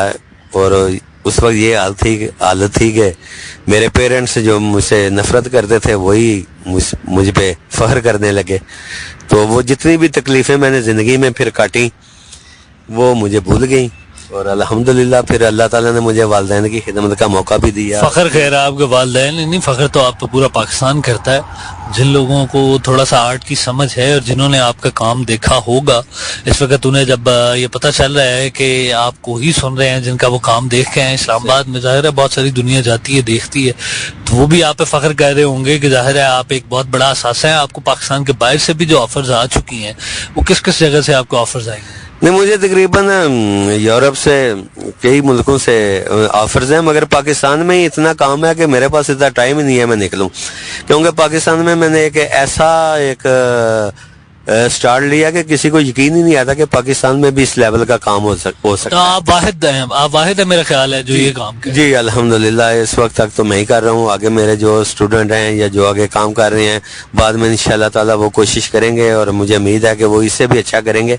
मगर एक पाकिस्तान में एक नई चीज़ जो इंट्रोड्यूस कराई है, ये अल्लाह ताला ने मुझसे कराई है। और मुझे क्या सारे पाकिस्तान को इस चीज़ पे बड़ा फख्र है कि उनके मुल्क में एक ऐसा हिस्सा है और एक जो इस इंटरनेशनल लेवल पे काम जो है वो हो रहा है। मतलब एनसीए में जो मैंने देखा है वो तो एब्स्ट्रैक्ट किस्म का तसव्वुराती काम करते हैं ना, आपने तो लाइव की है ना स्कल्पचरिंग। एक्चुअली ये है कि आर्ट की बड़ी शक्लें हैं, हर आर्टिस्ट का एक अपना स्टाइल होता है और मैंने हमेशा रियलिस्टिक को किया है, क्योंकि मेरे जहन में ये था कि आर्ट ऐसा होना चाहिए जो यूजफुल भी हो, सिर्फ एज ए डेकोरेशन ना हो कि घर में आपने कॉर्नर पे रख दिया या दीवार पे लटका दिया या कहीं बार लॉन में रख दिया।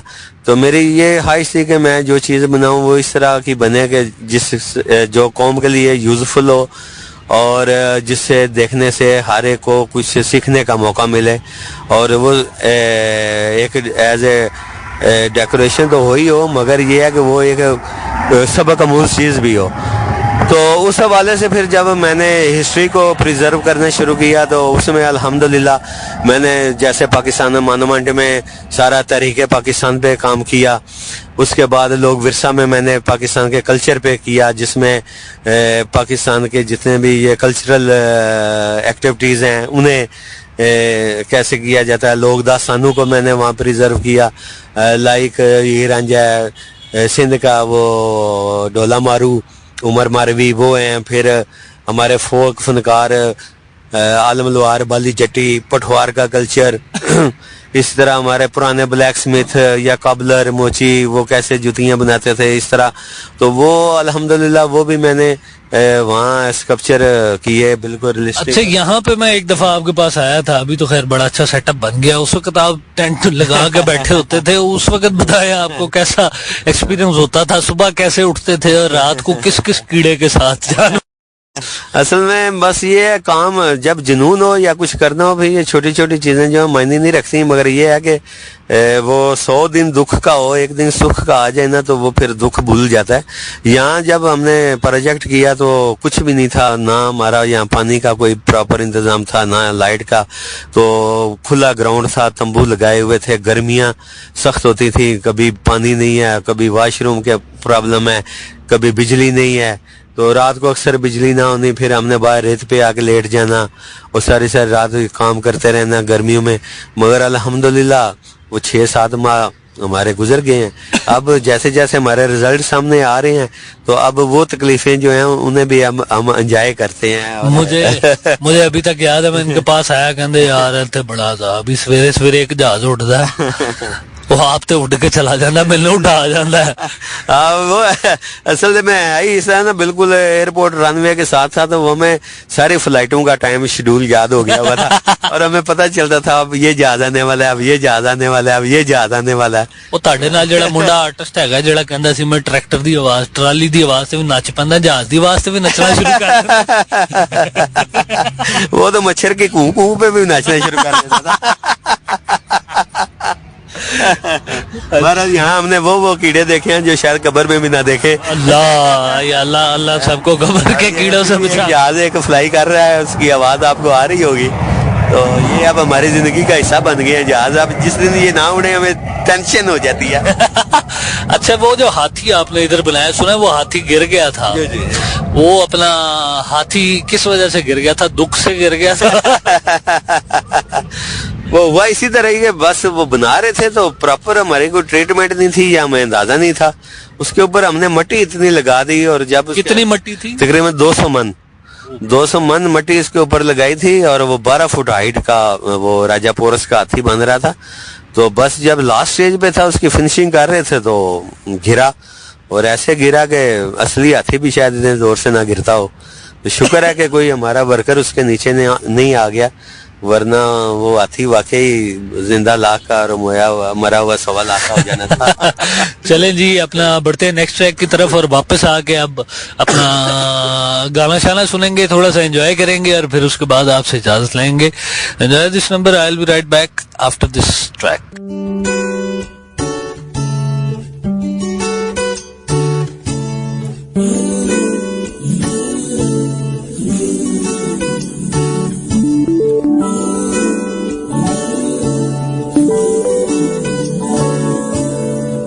तुमसे मिलके अचानक दिल को क्या हुआ, फासला दिल से दिल का कैसे तय हुआ, तुमसे मिलके अचानक दिल को क्या हुआ, फासला दिल से दिल का कैसे तय हुआ, जो हो रहा उसकी खबर ना पता कोई डगर नहीं, दिल मेरा मेरी नामा है, रब दिया रब जाने वे माया, रब दिया रब जाने, रब दिया रब जाने वे माया, रब दिया रब जाने।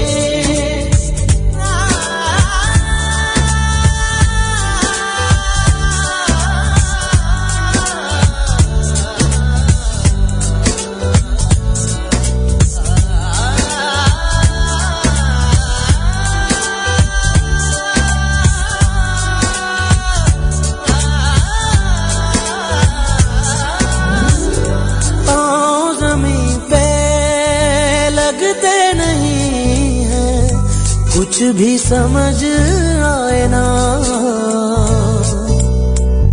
साथ तेरे मैं उड़ने लगा हूँ, आँखों से तू जाए ना, रब को न मंगा तेरा प्यारो सोने ना, तेरे बाजा जीना दुश्वार,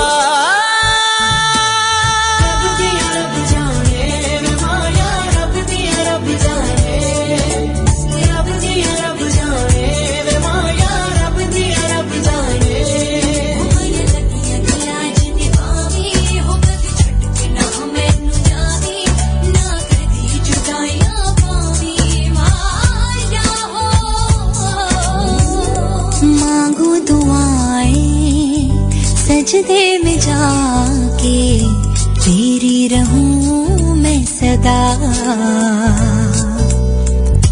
तुमको चुरा लूं सारे जहां से, बिन तेरे जीना है सजा, जिंदड़ी में लाई तेरी नालो सोनिया, तेरे उत्ते वारा मैं जहां,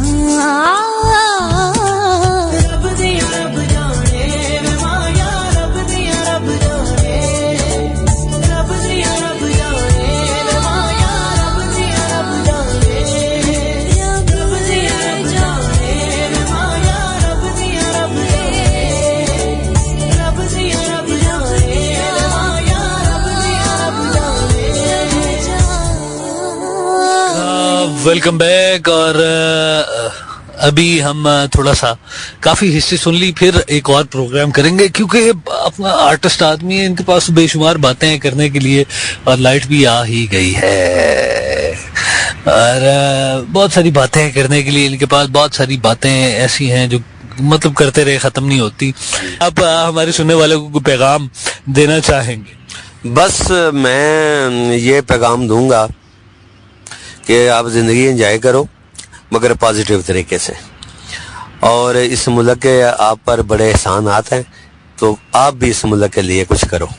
और इसमें ये जो कुछ लोग समझते हैं कि यार पढ़ेंगे तो ही कुछ बनेंगे, इन्हें भी थोड़ी सी अकल दें कि अपना जुनून से इंसान मेहनत से बनता है या किताबें पढ़ने से बनता है, क्योंकि किताबें बेशुमार लोगों ने पढ़ी हैं लेकिन वेले फिर रहे हैं। जुनून से बनता है इंसान, मेहनत करने से बनता है, किताबें पढ़ने से बनता है। आज मुझे आपकी इस बात से हज़रत अली रजी अल्लाह ताला का कौल याद आ गया।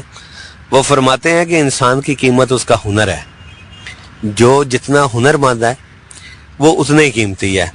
ये किताबें तो बिल्कुल एक आप किसी की लिखी हुई पढ़ते हो ना, मगर हमेशा थ्योरी प्रैक्टिकल से निकलती है, थ्योरी से प्रैक्टिकल कभी नहीं निकला। एग्जैक्टली बिल्कुल। आपका जितना प्रैक्टिकल होगा आप उतनी थ्योरी लिखेंगे। आज जिन लोगों की बुक्स पढ़ के आप पीएचडी करते हैं, वो खुद उन्होंने बेचारों ने स्कूल भी नहीं देखे। सही कह रहे हैं। ठीक है ना। मतलब आप पे जो डॉक्यूमेंट्री बनी, आप पे जो बुक लिखी जा रही है अब, और ये सारी चीजें दुनिया पढ़ेगी है जी, और फिर हैरान ही होंगे ना सारे। ये ऐसे ही है, ये अल्लाह ताला हर बंदे में एक वजदान रखा होता है। जो शख्स भी अल्लाह ताला से रुजू करता है और अपने वजदान को इस्तेमाल करता है, उसके आगे कायनात खुल जाती है, कायनात के राज अल्लाह ताला उसमें खोल देता है। तो ये किताबें तो बहुत छोटी सी चीज रह जाती है फिर। जी थैंक यू वेरी मच, आपने आखिरी पैगाम सुन लिया है, और आपको आई होप के समझ फिर भी नहीं आई होनी। तुसी भी बड़े ढीठ ही हो, तुसी फिर भी किताबें खोल के बैठे रहना।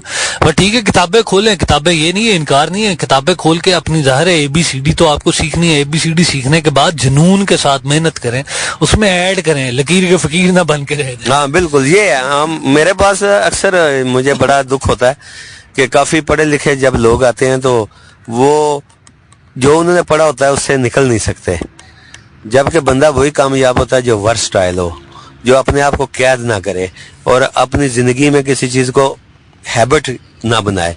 क्योंकि हैबिट जो होती है ना, ये जिंदगी की जितनी भी आपकी तरक्की है उसके आगे फुल स्टॉप बन जाती है। तो ये अपना इसका मतलब है ना, फिर आप जहाँ पे भी जाएं, आपको किसी भी चीज में आपको लगन, जुनून और प्यार करना ही पड़ेगा। हाँ, प्यार पहली शर्त है। प्यार करना पड़ेगा, प्यार बहुत जरूरी, पक्की बात है, पक्की से भी पक्की है। फिर सोच लो। प्यार के बगैर तो कुछ भी नहीं है। आप देख लें, प्यार आपको ताकत देता है, प्यार आपको सोच देता है, प्यार आपको सोच देता है। मैं तो सुना प्यार में तो रुल जाती दुनिया, आप कह रहे हैं प्यार ताकत देता है, प्यार विटामिन D देता है।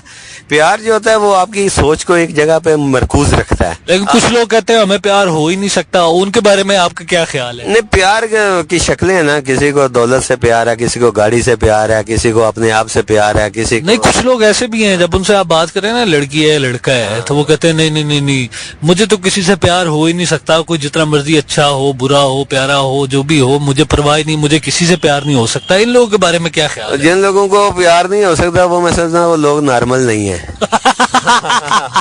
सही बात, क्योंकि जो नॉर्मल है, जिसके सीने में दिल धड़कता है और जिसमें अल्लाह ताला ने अक्ल शऊर डाला है ना, ये नहीं हो सकता वो किसी चीज से इंस्पायर ना हो और उससे प्यार ना करे। ले जी, इसी के साथ अपना हम लेते हैं आफ्ताब चंगेजी साहब से इजाजत। फिर जिंदगी में मौका मिला तो जरूर, अभी ये इनॉग्रेशन हो जाए तो उसके बाद एक इनके साथ कोशिश करूंगा दोबारा टाइम लूं और दोबारा फिर इनके साथ बैठ के एक शो किया जाए, जिसमें इन्हें कोशिश करूंगा कि अपना जो है इंटरेक्टिव किस्म का बनाएं, जिसमें आप लोगों के क्वेश्चन आंसर भी फिर लें हम और उसमें सारी बातें की जाएं। इसके साथ ही आप एंजॉय करें ये ट्रैक को, और मैं इनसे इजाजत लेता हूँ, इनके गोडे गिट्टों को हाथ लगा के, क्योंकि सवेरे आना नहीं सोनिया सोनिया काम वालियां देखन, तुसी ते उत्थे ही रहना है, मैं तो फिर आना है, क्यों मुर्शद? बिल्कुल बिल्कुल बिल्कुल। ले जी, अपना मुलाकात होती है इस ट्रैक के बाद। All right, see you, take care.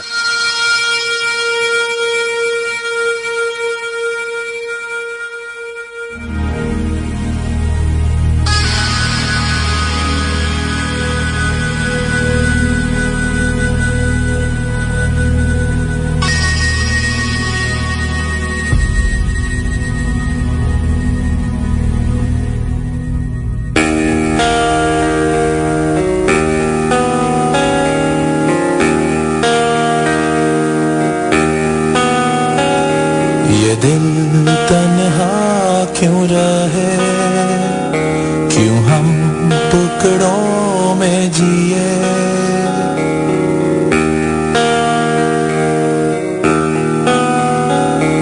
ये दिल तन्हा क्यों रहे, क्यों हम टुकड़ों में जिए, क्यों रूह मेरी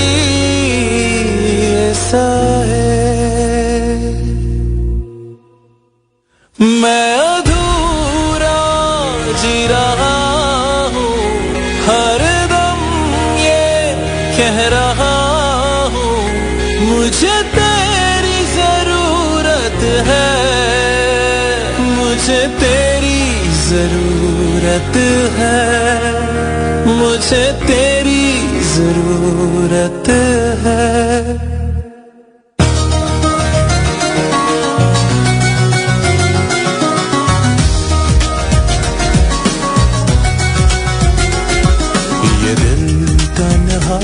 क्यों रहे,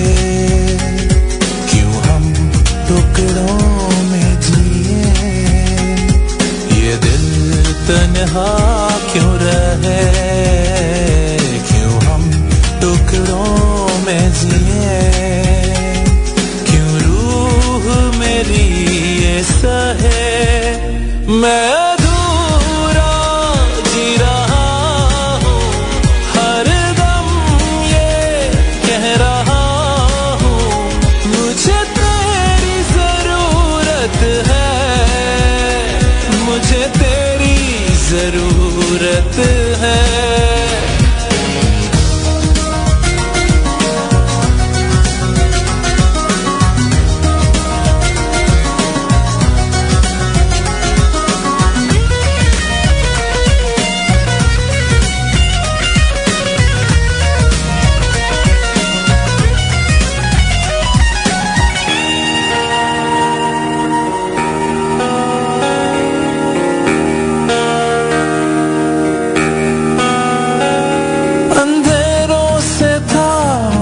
रिश्ता बड़ा तूने ही उजालों से वाकिफ किया, अब लौटा मैं हूँ इन अंधेरों में फिर, तो पाया है खुद को बेगाना यहाँ, तन्हाई भी मुझसे खफा हो गई, बंजरों ने भी ठुकरा दिया, मैं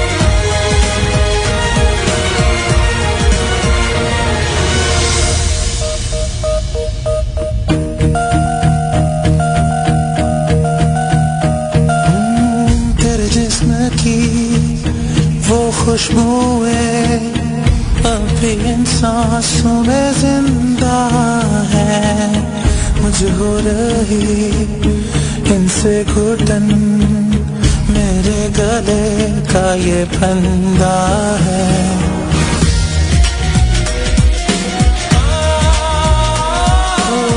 तेरी चूड़ियों की वो खनक यादों के कमरे में गूंजे है, सुनकर इसे आता है याद, हाथों में मेरे जंजीरें हैं, तू ही आके इनको निकाल जरा, कर मुझे यहाँ से रिहा, मैं अधूरा जी रहा हूँ, ये सदाएं दे रहा हूँ, मुझे तेरी जरूरत है, मुझे तेरी जरूरत है, मुझे तेरी जरूरत है।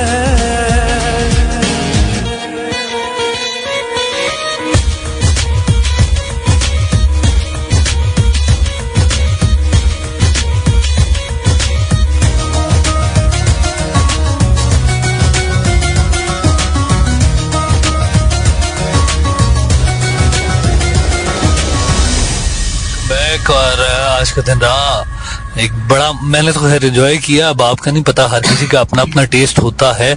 मैं इजाजत लेके निकलने लगा, उन्होंने मुझे निकलने नहीं दिया, और जाहिर है मेरे टीचर भी हैं, उन्होंने मुझे कहा आज का खाना मेरे साथ खाना है, तो मैंने कहा चलें फिर आपके साथ ही खाते हैं। तो अभी मैं सोच रहा हूँ कि यहीं से फिर आपसे इजाजत लूँ चंद बातें करते हुए कि हर लाइफ में हर बंदा ही आर्टिस्ट है, आर्टिस्ट की किस्म है, कोई बंदा किसी का आर्ट बाहर निकल के आ जाता है, किसी का आर्ट मुजस्मा साजी की शक्ल में निकलता है, किसी का लफ्जों की शक्ल में निकलता है, किसी का तहरीर की शक्ल में, कोई पोइट बनता है, कोई ड्रामा आर्टिस्ट बनता है, कोई ड्रामे लिखता है, कोई कुछ करता है, हर बंदा आर्टिस्ट है। मतलब आप भी आर्टिस्ट ही हैं, अगर स्टूडेंट हैं तो आपके अंदर भी एक आर्टिस्ट है कि how much artistic you are, कि आप किस तरह से एक क्वेश्चन का आंसर जो है प्रोड्यूस करते हैं, ये भी एक आर्ट है। हर चीज एक आर्ट है। आप खाते पीने, उठना बैठना, वेयर करना, कुछ भी पहनना, वो सारा हर चीज आपका अपना अपना टेस्ट होता है। हर बंदा ही क्योंकि आर्टिस्ट होता है। और अभी इनसे खैर डिस्कशन चल रही थी, मैं पूछ रहे थे एंड पे जो तुमने बात की है, ये अपना जो लोग प्यार में यकीन नहीं रखते, इसका क्या चक्कर है? किसी ने तुम्हें ऐसे तो नहीं कह दिया? मैं कहा नहीं, ऐसी कोई बात नहीं है मुर्शद, मुझे किसी ने नहीं कहा। वैसे एक जनरल ऑब्जर्वेशन है, कुछ लोग ऐसे होते हैं ना जी, वो अपना आम रूटीन में ही, मतलब अगर किसी बेचारे का दिल उन पे आ जाए, लड़की पे किसी लड़के का दिल आ जाए, या लड़के का अपना लड़की का किसी लड़के पे दिल आ जाता है, तो वो अब पसंद नहीं ना होता लड़का। ऐसे ही होता है ना जी। हाँ जी, हाँ जी। इस वक्त हम वैसे रोड पे जा रहे हैं, आप ऑफलाइन जाने से पहले थोड़ी सी डिस्कशन आप भी इंजॉय करें, होता यही है। मतलब I am telling you seriously, अब आपको अगर लड़का नहीं पसंद है ना, अगर आप लड़की हैं, तो आप पता क्या कहती हैं? नहीं, मैं प्यार पे यकीन ही नहीं रखती। एक्चुअली आप ये कहना चाह रही होती है, मुझे मेरी टाइप का आइडियल, वो जो आपने आइडियलाइज किया होता है, वो उस तरह का बंदा नहीं मिला। और अगर क्या ख्याल है आप? इस तरह भी होता है, मगर बाद का जानबूझ के लड़कियां लड़के को कह देती हैं तू मुझे अच्छा नहीं लगता, दिल में कह रही होती हैं कि ये मुझसे बातें करे ना। मतलब आप ये कह रहे हो, चाह रही होती कि पीछे आ, मैनू मना, पहले मैं तेरा सब्र देखा, तू बर्दाश्त कर सकना है, तेरे अंदर पेशेंस है या नहीं है। मोहब्बत में जो इजहार पहले कर देता है ना, वो दूसरा प्राउड हो जाता है। वो अच्छा। समझता है कि मैं बस पता नहीं क्या चीज हूँ, तो वहीं से काम कर पड़ा। अच्छा, ये आपने बहुत बड़ा नुक्ता दिया है। ये बहुत बड़ा आप पहले तो ये होता है, तो यही होता है। प्रपोज पहले कर देता है, वो बेचारा डिग्रेड हो जाता है, दूसरा जो है वो अपने आप को लामिया समझना शुरू कर देता है। अल्लाह, फिर अपना मैं ये समझता था कि वो शायद उन्हें पसंद नहीं आ रहा होता, इसलिए वो लड़की या लड़का इनकार कर रहा होता है। ये आपका पॉइंट ये बहुत वैलिड है कि वो अगला बंदा फिर जो है ना अपने आप को कुछ समझना शुरू समझना शुरू कर देता कि अच्छा ठीक है, हूं ना थल्ले आ गया, तेनू रगड़ी जाओ मिंज काट दे। जिसको कुछ देखना भी पसंद ना करे, उसकी भी आप तारीफ कर देना, प्रपोज कर देंगे तो वो भी आसमानों पे चढ़। थोड़ी सी मेरी तारीफ करो ना। अच्छा, और कुछ लोग ऐसे भी होते हैं, मतलब आपकी लाइफ में मगर इसमें भी मुझे हज़रत अली रजी अल्लाह ताला का कौल याद आ गया। अच्छा। कि अगर आप किसी को रिस्पेक्ट दें और वो भी आपकी रिस्पेक्ट करे ना, इसका मतलब वो इंसान है। वरना आप समझते चुड़ैल है। मैं ये तो नहीं कहूँगा, मगर ये किसी का ज़र्फ आपने देखना हो तो सुन ले सारे सुन ले। देखना हो तो उसको आप इज्जत दें, ज्यादतियां मत करें, ज्यादतियां मत करें। जब आप उसको इज्जत देंगे, उसका अंदर जो कुछ होगा वो खुल के सामने। इसका मतलब है जो इस तरह के लोग होते हैं उनका आर्टिस्ट अभी अच्छा नहीं है। अंदर का आर्टिस्ट तो वही है जो दूसरे के आर्ट की कदर करे ना। मैं ये तो नहीं कहता आर्टिस्ट की, मगर आर्ट असल में ये मतलब ये भी आर्ट ही है ना कि आप किसी के आर्ट जो है ना, आर्ट असल में एक जादू है। अच्छा जी। जो जिस काम में जिसकी स्पेशलिटी है या एक्सपर्टी है ना, उसको जब वो पीक पे करता है ना, तो उस काम में एक जादू का असर आ जाता है। अगर वो अच्छे अल्फाज बोलना जानता है और उसे पता हो कि कौन सा लफ्ज किस तरह बोलना है और कब बोलना है, तो वो भी पूरा एक जादू होता है। तो फिर जो बंदा नाकाम है इस वक्त, किसी जगह उसकी दाल नहीं गल रही, तो उसे ये सोचना चाहिए अभी उसके आर्ट में थोड़ी सी कमी है। लफ्जों में जादू पैदा करो, उसमें कुछ कमी, शर्म करो, जादू पैदा करो। और जो दूसरे हैं उन्हें भी थोड़ी सी शर्म करनी चाहिए। वो नहीं आते तो उनका कसूर नहीं, शायद मेरे इंतजार में कमी है। वाह वाह वाह वाह वाह वाह वाह। लेकिन दूसरे एंड पे भी देखे ना, समटाइम जादू सर चढ़ के बोल रहा होता है, अगला बंदा फिर भी नखरे कर रहा होता, नहीं अभी और फिर बताए बगैर होता ये आपके सामने से कुछ लोग अभी मेरे से गिला भी करते हैं कि यार हमने किसी के साथ ऐसे अपना दिल लगा लिया, इजहार किया या नहीं किया, जो भी है वो जानबूझ के, जब उन्हें पता चल जाए ना बंदा उसकी तरफ देख रहा है, अट्रैक्ट हो रहा है, बताए बगैर ही गायब हो जाते हैं। 2-3 दिन नहीं मिलते। और अगले बंदे फिर ऐसे, जब मैं देखता हूँ वो बेचारे सर पकड़ के बैठे होते हैं। असल में रिएक्शन इसी तरह होता है, जब एक बंदा फिर नखरे दिखाता है ना, जब उसके काबू में आ जाता है ना, या उसकी तरह माइल हो जाता है, फिर वो बंदा अपनी कसर पूरी निकालता है उसको रगड़ा देके। तो ये हमारे माशरे में जो ये दोस्ती के रिश्ते बाद में नफरत में बदलते हैं, वो यही वजह होता है। अच्छा। नहीं जी, मैं आपकी एडवाइस पल्ले बांध ली है। ले गाइस, अभी हम जा रहे हैं फोर्ट्रेस की तरफ, और फोर्ट्रेस में आप जो भी खिला देंगे खा लूंगा। और देखते हैं क्या खिलाते हैं। आप ये ट्रैक एंजॉय करें और उसके बाद आई एम साइनिंग ऑफ। इंशाल्लाह मुलाकात होती है फिर आगे किसी नए प्रोग्राम के साथ इसी वीक में। आई होप कि मैं दोबारा आपके साथ दोबारा ऑन एयर आऊंगा और कोई और नया शो करेंगे किसी और टॉपिक पे। यहाँ तो बाहर निकलूंगा, वैसे बाहर निकल आया हूँ मैं, शायद इंडोर बैठ के करूँ आप लोगों के साथ। अगर इंडोर नहीं आता तो बाहर कोशिश करूंगा थोड़ा सा लड़कियों से छेड़छाड़ की जाए, उनसे पूछा जाए आजकल के फैशन के बारे में। अगर तो अल्लाह ने थोड़ी सी हिम्मत दी ना थप्पड़ एक मरतबा फिर खाने की, क्योंकि एक दफा थप्पड़ खाया। और वैसे भी मैं सही कहता हूँ, वो फिल्म में सही बात की है, प्यार से डर लगता है, थप्पड़ से डर नहीं लगता। तो अब मुझे थप्पड़ से भी डर लगना शुरू हो गया। प्यार मुझे कोई करती नहीं, मैं कहाँ जाऊं? मैं कहीं नहीं जा सकता। कहाँ जाऊं मुर्शद, कहाँ जाऊं? आप वोटर्स चले जी, आप ये नंबर एंजॉय करें। इंशाल्लाह फिर मुलाकात होगी नए प्रोग्राम में किसी नए इवेंट के साथ। सी यू गाइस, इजाजत दीजिए। और मैं था आपका आरजे डॉक्स। कैच यू इंशाल्लाह some other good day. Take care, bye bye, अल्लाह हाफिज।